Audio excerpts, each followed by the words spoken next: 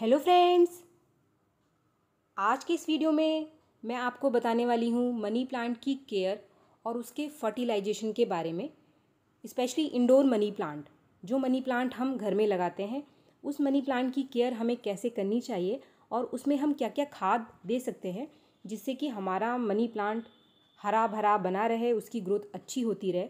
Friends, बहुत सारे लोग घर में मनी प्लांट लगाते हैं लेकिन वो कुछ छोटी छोटी गलतियां करते हैं जिसकी वजह से उनका मनी प्लांट ख़राब हो जाता है, ग्रोथ बिल्कुल भी नहीं होती है। मेरे पास 20 से 25 इंडोर मनी प्लांट है और आप देख सकते हैं कि मेरे सारे मनी प्लांट काफ़ी हरे भरे और ग्रीन है और इनकी ग्रोथ भी काफ़ी अच्छी होती है। इतनी अच्छी होती है कि मुझे हर महीने इनकी कटिंग करनी पड़ती है। तो फ्रेंड्स, आपको क्या क्या केयर करनी है आपके मनी प्लांट में, आप इस चीज़ को इस वीडियो में ध्यान से देखें। और साथ में मैं आपके साथ एक फर्टिलाइज़र भी शेयर करूंगी जो कि आप अपने मनी प्लांट में रेगुलर दे सकते हैं, इससे इसकी ग्रोथ अच्छी होगी। फ्रेंड्स, जो पहली चीज़ है मनी प्लांट में जिसका कि हमें ध्यान रखना चाहिए वो है मनी प्लांट की क्लीनिंग। अगर आप घर में मनी प्लांट लगाते हैं तो टाइम टाइम पर इसकी क्लीनिंग ज़रूर करते रहें। अगर इसकी पत्तियाँ ख़राब हो रही हैं तो इसको काट करके निकाल दीजिए और इस पर पानी का शावर ज़रूर करते रहें ताकि इससे इसकी पत्तियाँ क्लीन बनी रहे। पत्तियाँ जितनी ही क्लीन होंगी तो ये उतनी अच्छी दिखाई देगी और उतना ही ग्रीन दिखाई देगा, क्योंकि हमने इसे घर में लगा रखा है तो उसका क्लीन होना ज़रूरी होता है। इसके अलावा अगर कोई पत्ती पीली पड़ गई है, सूख गई है, तो आप इसको भी ज़रूर से निकाल दीजिए। अगर आपने अपना मनी प्लांट इंडोर रखा है तो इसकी मिट्टी कैसी होनी चाहिए, ये बहुत ज़रूरी चीज़ है। आप जब भी मनी प्लांट को इंडोर लगाते हैं तो इसकी मिट्टी पोरस होनी चाहिए, हल्की मिट्टी का इस्तेमाल करें।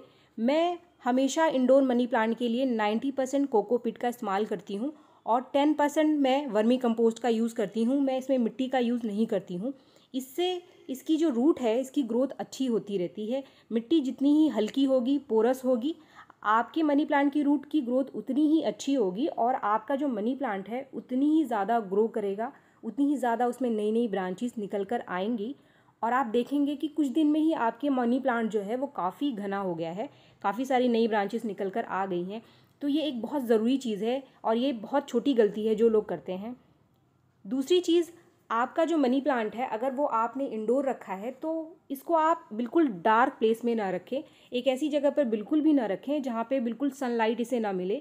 हमेशा मनी प्लांट को आप एक ऐसी जगह पे रखें, किसी खिड़की के सामने रखें जहाँ पर छनकर धूप आती हो और कुछ 2-3 घंटे की धूप इसको मिल जाए।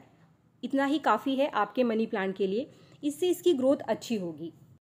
चौथी गलती जो हम मनी प्लांट के साथ करते हैं वो ये है कि हमने एक तो अपने प्लांट को इंडोर लगा रखा है और इसमें हम ज़रूरत से ज़्यादा पानी देते हैं, जिसकी वजह से इसका जो रूट है उसमें फंगस लग जाता है और वो गल जाता है और आपका मनी प्लांट ख़राब हो जाता है। तो हमेशा आप मनी प्लांट की मिट्टी को चेक करके ही पानी दें।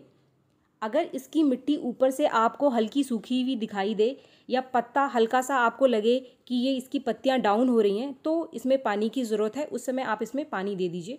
ठंडियों में महीने में 2 बार से ज़्यादा इसमें पानी देने की ज़रूरत नहीं पड़ती है। आजकल गर्मियाँ हैं तो मुझे 3 से 4 दिन में एक बार इसमें वाटरिंग करने की ज़रूरत पड़ रही है।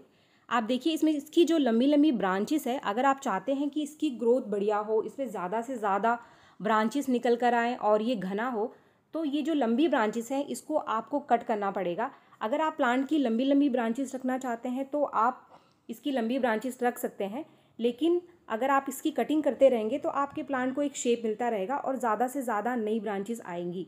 फ्रेंड्स, ये जो ब्रांचेस आप कट करेंगे ये वेस्ट नहीं है, आप इन ब्रांचेस से ही नए प्लांट्स बना सकते हैं। आप इसकी जो नोड एरिया है उससे पत्ते को कट कर लीजिए और जो नोड है वहाँ से इसकी नई जड़ें निकल कर आ जाती हैं, जैसा कि इस वीडियो में मैं आपको दिखा रही हूँ। नॉर्मल पानी में आप इन कटिंग को लगा दीजिए और आप देखेंगे कुछ 15 दिन में ही इसकी नई जड़ें निकल कर आनी शुरू हो जाती है और 1 महीने में इसमें काफ़ी अच्छी जड़ निकल कर आ जाती है। इस तरीके से आप एक मनी प्लांट के पौधे से काफ़ी सारे मनी प्लांट घर में ही उगा सकते हैं। ये कटिंग आप देखिए, इसमें जार में मैंने 1 महीने पहले कटिंग उगाई थी और इसकी जड़ें काफ़ी अच्छी निकल कर आ गई है, तो इससे मैं नए प्लांट्स बना लूँगी। फ्रेंड्स, इसके बाद बात आती है मनी प्लांट के फर्टिलाइज़र की। बहुत सारे लोग घर में मनी प्लांट तो लेकर आते हैं पर उनका मनी प्लांट ग्रो नहीं कर रहा होता है क्योंकि आप अपने मनी प्लांट को एक प्रॉपर न्यूट्रिशन नहीं देते हैं। जिसकी वजह से आपका मनी प्लांट ख़राब हो जाता है, उसकी जड़ गल जाती है, क्योंकि आप प्रॉपर मनी प्लांट की केयर नहीं करते हैं। तो इसलिए कुछ छोटी छोटी चीज़ें जो मैंने आपको इस वीडियो में बताया है उसका ध्यान रखना बहुत ज़रूरी है। फर्टिलाइज़र से भी ज़्यादा ज़रूरी इसकी केयर होती है। आज की इस वीडियो में जो फर्टिलाइज़र मैं अपने मनी प्लांट में दे रही हूँ उसके बारे में मैं आपको बता देती हूँ। इस फर्टिलाइज़र का इस्तेमाल आपको 15 दिन में एक बार करना है। ये एक ऑर्गेनिक लिक्विड फर्टिलाइज़र है जिसका इस्तेमाल मैं हर 15 दिन में अपने मनी प्लांट में करती हूँ। इस फर्टिलाइज़र को मैंने कैसे तैयार किया है चलिए मैं आपको दिखा देती हूँ। इसको तैयार करने के लिए लिया है मैंने कुछ केले के छिलके, इसके साथ ही मैंने लिया है गोबर के कुछ कंडे। ये गोबर के उपले हैं जो कि अच्छे से डिकम्पोज हुए हैं, इनके कुछ टुकड़ों को मैंने लिया है। अगर आपके पास गोबर के उपले नहीं हैं तो आप गोबर की खाद का इस्तेमाल यहाँ पे कर सकते हैं। इसके लिए आप 2 मुट्ठी गोबर की खाद ले सकते हैं। फ्रेंड्स, अगर आपके पास घर में गोबर की खाद नहीं है तो आप 2 मुट्ठी वर्मी कंपोस्ट ले लीजिए। आपको 2 मुट्ठी वर्मी कंपोस्ट लेना है। ये जो फर्टिलाइज़र तैयार होगा इसका इस्तेमाल हम अपने कम से कम 4 से 5 मनी प्लांट में कर सकते हैं। अगर आपके पास एक ही मनी प्लांट है तो आप देख सकते हैं कि जो सिर्फ एक टुकड़ा है वो ही सफिशिएंट है, और केले के 2-3 छिलके आप ले लीजिए, या फिर अगर आप एक ही प्लांट में डालना चाहते हैं तो आप सिर्फ 1 मुट्ठी वर्मी कंपोस्ट ले लीजिए 2 केलों के छिलकों के साथ। फ्रेंड्स, केले के छिलके ओवरऑल एक बहुत अच्छा फर्टिलाइज़र है किसी भी प्लांट के लिए, क्योंकि इसमें नाइट्रोजन, पोटाशियम और फास्फोरस होता है। तो मैं केलों के छिलके का इस्तेमाल बहुत ज़्यादा करती हूँ अपने सभी प्लांट्स में।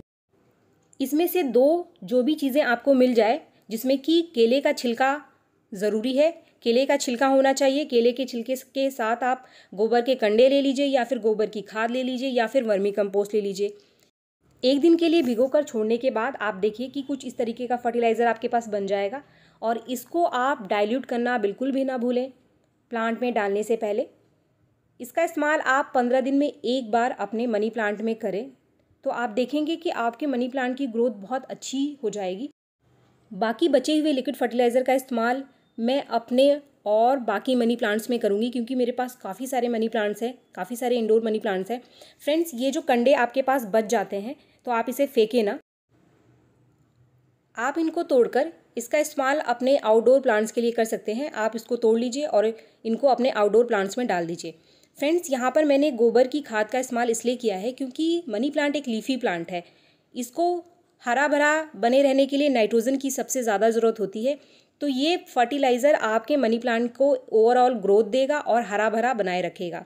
तो अगर आपको ये वीडियो पसंद आया तो एक लाइक ज़रूर करें और मेरे चैनल को सब्सक्राइब करना ना भूलें।